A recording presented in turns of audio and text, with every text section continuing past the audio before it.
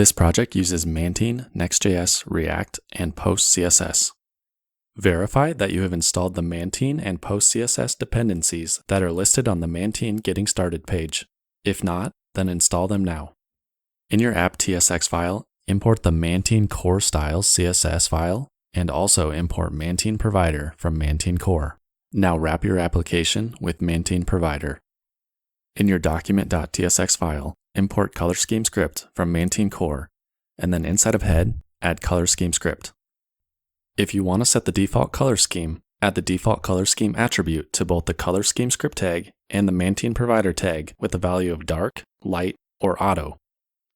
In the component file where you want to have your color mode toggle button, import use Mantine color scheme from Mantine core.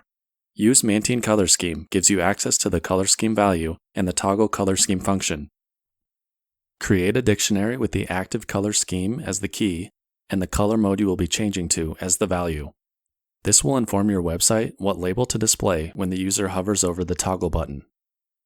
Inside your component's render or return value, add a tooltip element with a label equal to the dictionary value for the active color scheme. Inside of the tooltip, add a button element and then set the onClick method to use toggle color scheme. Inside the button element, add two icons, one for dark mode and one for light mode. I'm using the Tabler React Icons library, Moon and Sun icons. Give each icon a class or ID value. I'm using light mode icon and dark mode icon as my class names. Create a component module CSS file if you haven't already. Inside this file, add the dark mode icon and light mode icon classes.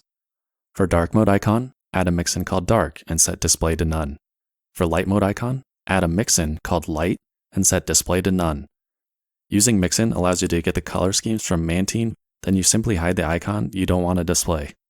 Go back to your component file and add import classes from your module.css file.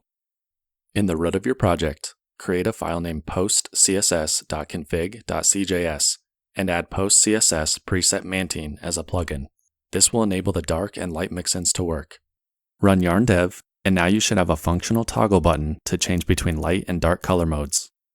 Thanks for watching. Please like and subscribe if you found this helpful and want to see more videos like this.